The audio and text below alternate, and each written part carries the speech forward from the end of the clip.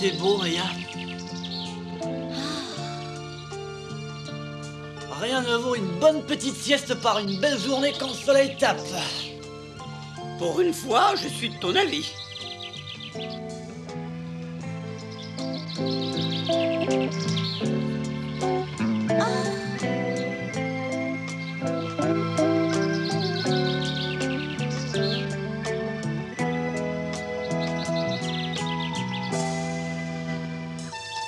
Regarde les drôles de formes que prennent parfois les nuages, c'est inouï. Regarde. Fais attention, Willy, il y a une feuille qui vole au-dessus de toi. Ouais. Ah oh, j'ai failli m'étrangler. Mais réveille-toi donc, Willy, tu dors à moitié. Jette un coup d'œil sur cette rose, elle est superbe. Ça va te réveiller. Depuis quand y a-t-il des roses par ici? C'est un champ de maïs? Je te signale au cas où tu ne saurais pas. Si, il y en a une si tu regardes le ciel. Regarde bien, tu la verras. Hein? Le ciel? Mais les roses poussent dans la terre. T'as raison, on dirait une rose. Les idées qui vous passent par la tête quand on regarde le ciel, il y en aurait à écrire là-dessus. D'accord. Puisque ça te fait plaisir, je cherchais moi aussi des images.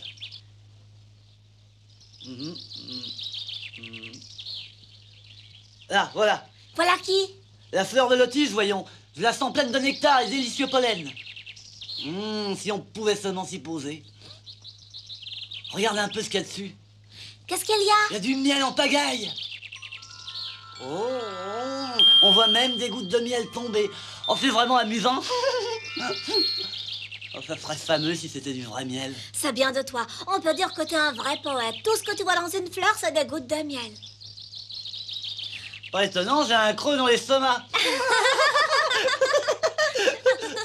Comment veux-tu qu'on dorme? Vous n'arrêtez pas de rire et de rire très bruyamment. Oh, je te demande pardon, Flip. Moi aussi. Réveille-toi, Flip, il se passe des choses dans le ciel. Qu'est-ce qui s'y passe? Des choses très intéressantes. Tu verras, tu n'as qu'à regarder toi-même. Dans les nuages? Et il y en a beaucoup aujourd'hui et de particulièrement intéressants. Tous les observants, Willy et moi, ils nous font penser à des choses. À quelles choses les nuages vous font-ils penser? Oh! Oh oui! Oh. Moi aussi, ils me font penser à des choses. Et à quelles choses les nuages te font-ils penser? À mes vêtements, mon pantalon, ma cravate, mon gilet, je les ai laissés suspendus à un fil. Si jamais un orage éclatait subitement... Tu veux que je te dise? Je crois que Slip n'est pas encore réveillé. On dirait qu'il est en train de faire un rêve. Oui, il parle d'orage. Il ne voit donc pas qu'il fait un temps superbe? Eh, on réveille? Oh, hop! Yep. Oh! Mon pantalon ne supporte pas l'eau, ça lui fait des faux plis.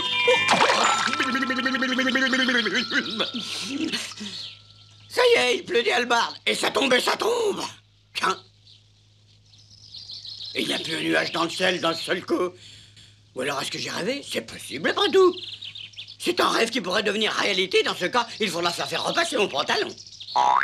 Slip, où te précipites-tu comme ça? Il faut que je me dépêche, il va pleuvoir. Mais c'était nous! C'est une bonne blague, pas vrai?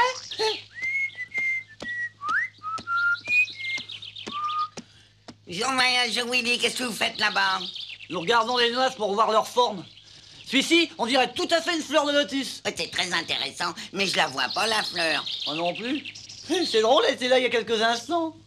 Mon pauvre Willy, tu ne sais donc pas que poussés par le vent, les nuages changent continuellement de forme? Je pourrais écrire un livre intitulé « Du changement de forme des nuages et de sa signification ». Il va y aller de son cours, monsieur le professeur. Regardez, voilà tout un tas de nouveaux qui arrivent. Celui-là, il devrait te dire quelque chose, Alexandre. Là, tu vois, tes lunettes, c'est vraiment à s'y méprendre. Ah oui, c'est juste.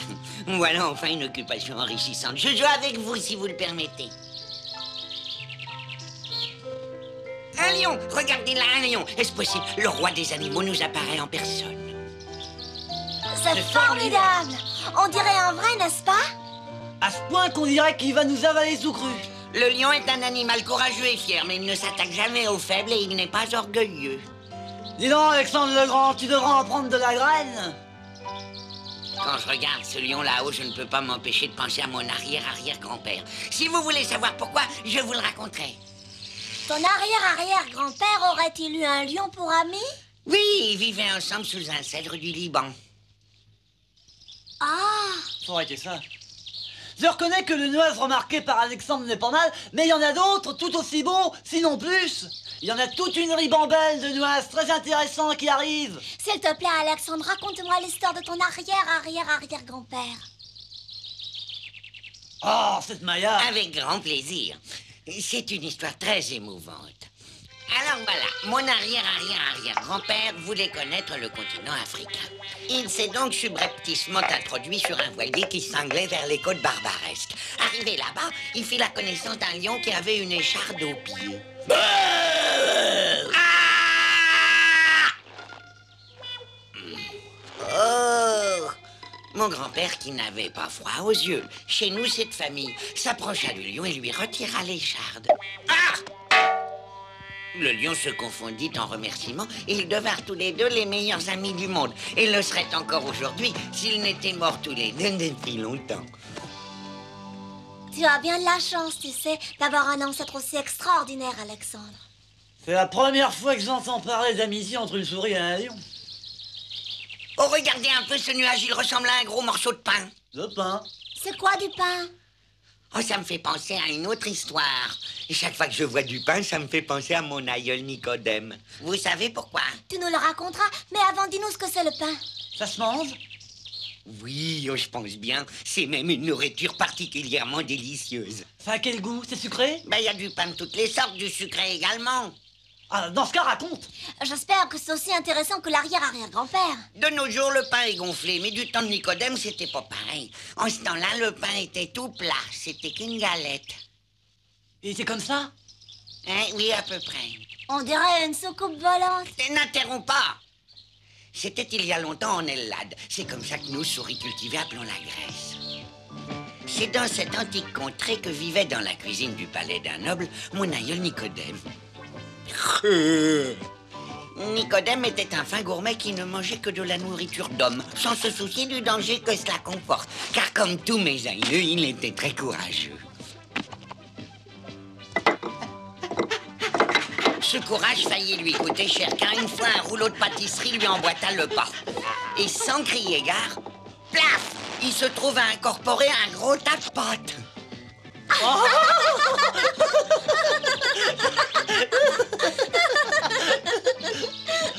Dites, est-ce que je peux continuer? Bon, un jour que selon son habitude, il goûtait à un pain sortant du four. Un fond de vin qui restait dans une amphore se déversa sur du pain pas encore cuit. Il y avait là de la levure qui s'était formée dans le fond. Et, oh surprise, le pain sortit du four tout gonflé, doré et croustillant. Et c'est ainsi que les Hellènes, c'est-à-dire les anciens Grecs, apprirent à ajouter de la levure à la pâte à pain.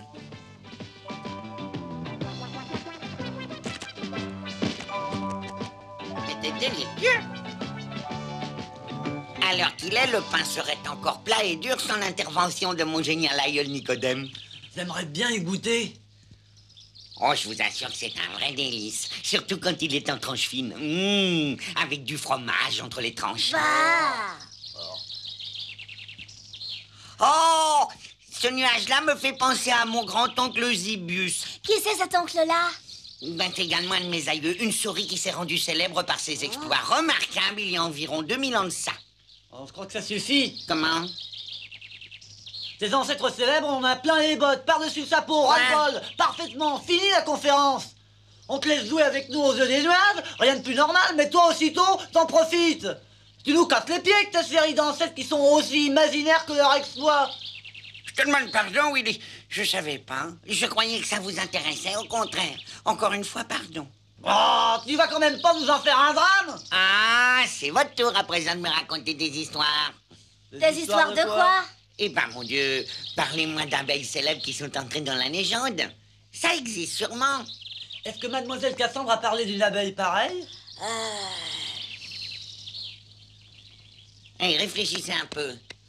Il y en a beaucoup qui se sont rendus célèbres et qui sont glorieusement entrés dans l'histoire. Moi, je le sais. Vraiment? Ben oui, vraiment. Par exemple? Ah, alors, attendez un peu.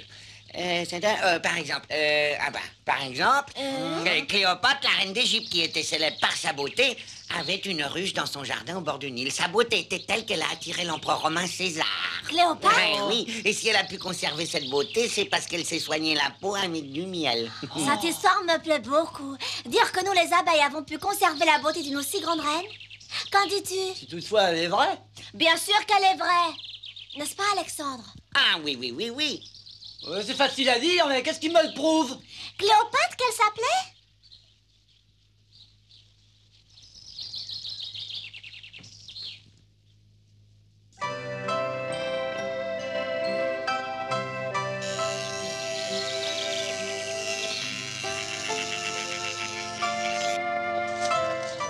Cléopâtre, ça sonne très bien. C'est un très joli nom. Cette Cléopâtre, est-ce que ça serait pas encore une invention d'Alexandre, comme les histoires de ses oncles, de ses aïeux et de ses tantes? Ça serait pourtant très agréable si nous, les abeilles, avions aussi une grand-mère célèbre, tu ne trouves pas? Ah oui, bien sûr, bien sûr. Tu n'as pas remarqué qu'il n'a pas insisté pour nous la raconter? D'habitude, il se fait pas prier pour donner de multiples détails. On n'a aucune confiance en cette souris. Et comment était-ce en réalité? Est-ce qu'il y avait vraiment une ruche dans le jardin de Cléopâtre au bord du Nil?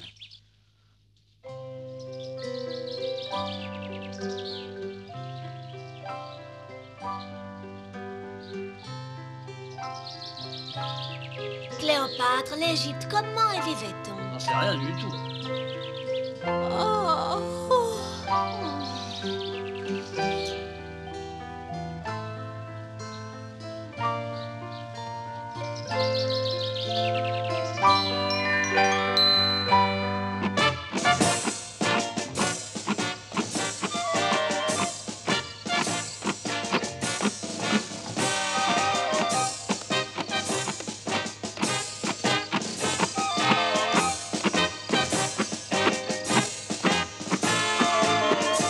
Ouvrez grand le portail à notre reine Maya.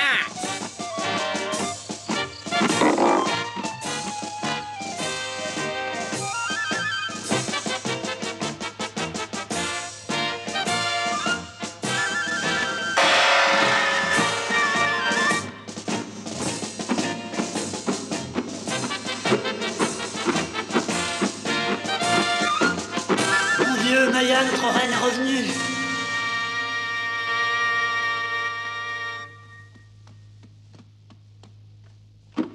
Majesté, il m'incombe de vous informer que la princesse Thécla vous sollicite de votre majesté la faveur d'une audience.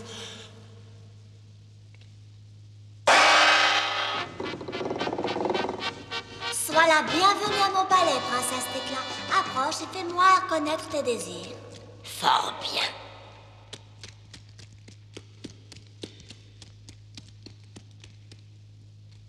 N'aie crainte de me parler. Que veux-tu?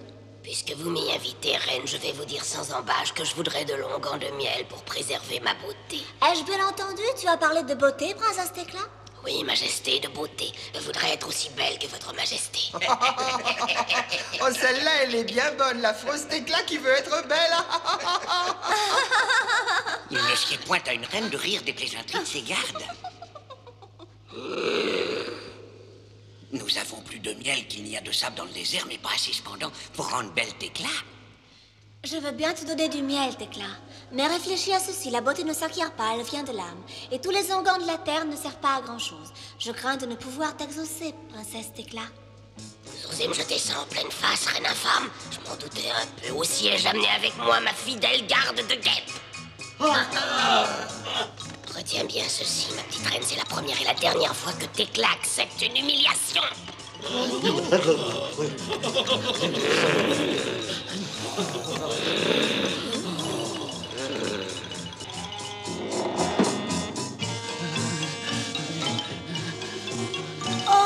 Vous avez entendu, Majesté, elle ne plaisante pas. Il faut vite vous mettre à l'abri de sa garde de guêpe.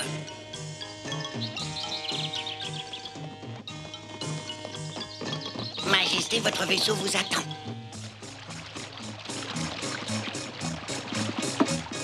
En avant!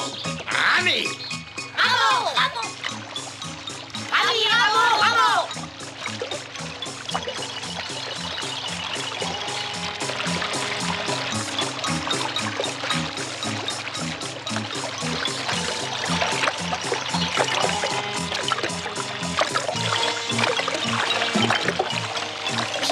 que je suis sauve. C'est le cas de dire, il n'y a que la foi qui sauve. On n'échappe pas à la vengeance de Tekla. Elle se venge avec éclat.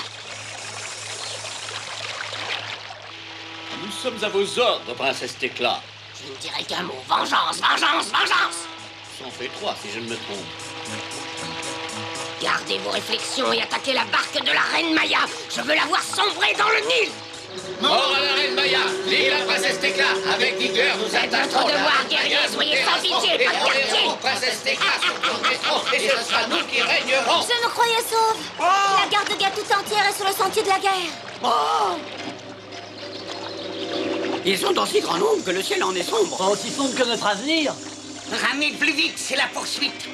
Ramons plus vite, on nous poursuit. S'ils nous attrapent, on les tous cuits. Allez plus vite, elle nous échappe. Si elle s'éclipse, je vous étripe. Ramons plus vite, on nous poursuit. S'ils nous attrapent, on est tous cuits.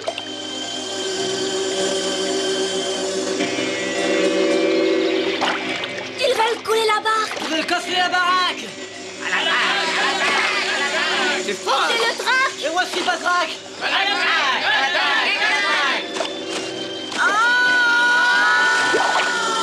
Coulez la barque de la reine, je vous récompenserai de votre peine.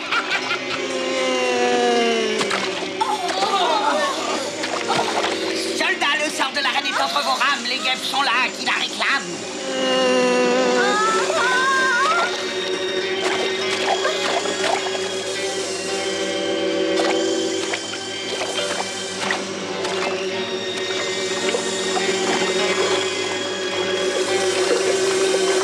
Oh, faites attention où nous coulons.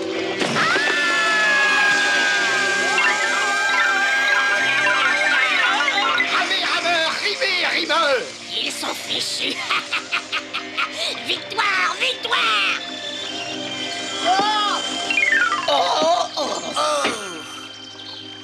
Mais où est Sa Majesté la reine Maya?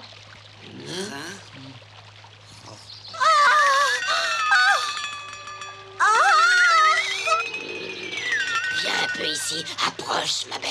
Oh, ne me touche pas, oh Dieu, Et c'était pourquoi ça, s'il te plaît? Pourquoi? Elle s'est envolée. Je t'aurai quand même. Tu ne perds rien pour attendre, ma jolie.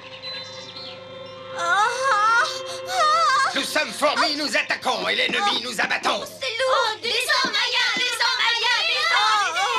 Gauche, 2, 3, 4, gauche. Nous Qu'est-ce sommes qui vous fourmis, prend? nous Jamais attaquons. la reine ne vous L'ennemi nous pardonnera. abattons. Gauche, gauche, gauche. Qu'est-ce qui t'arrive? Pourquoi es-tu tombé? Aurais-tu oublié que tu as des ailes pour voler? Ne vous occupez pas de moi, mes braves. L'essentiel, c'est de détruire les guêpes. Mais qu'est-ce qu'elle raconte avec ces guêpes? Il n'y a pas plus de guêpes ici que de beurre en broche. Je crois qu'elle déraille. Gauche, 2, 3, 4. Gauche, 2, 3, 4. Gauche. Oh, hé! Qui vous a dit d'avancer? C'est moi qui commande ici, c'est compris?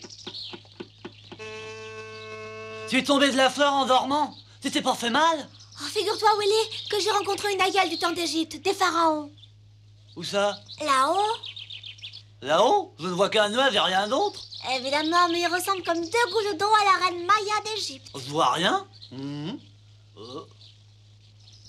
Je dirais plutôt qu'il ressemble comme 2 gouttes d'eau à un autre nuage. Il passe, tu vois, il s'en va. L'aïeul s'en va.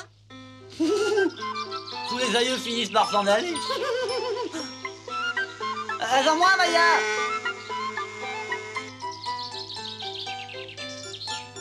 Je lave mon linge, il est propre, il est beau. Oui, moi j'ai beau parce que je l'ai lavé, tralala. Allez, voilà. Hé, reste un peu, on va casser la graine tous ensemble. Mais qu'est-ce qu'ils ont tous à courir comme ça? La vilain nuage tout noir. Rentrons vite à la maison.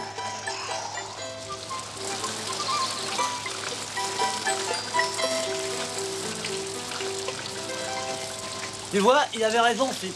L'orage a fini par éclater quand même. C'est vrai. C'est peut-être l'aïeul d'Égypte qui a fait pipi dans sa culotte. On dirait que ça s'apaise. Ouais, on dirait. Voilà, c'est fini. L'aïeul a disparu. Il n'y a plus le moindre nuage dans le ciel. On peut plus jouer au fort.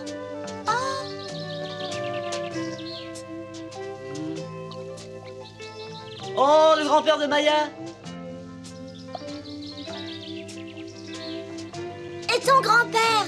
Il me ressemble drôlement, n'empêche. Te voilà avec une moustache. Maya! Oui! La pluie n'a pas abîmé vos ailes? Non, tu connais pas le proverbe?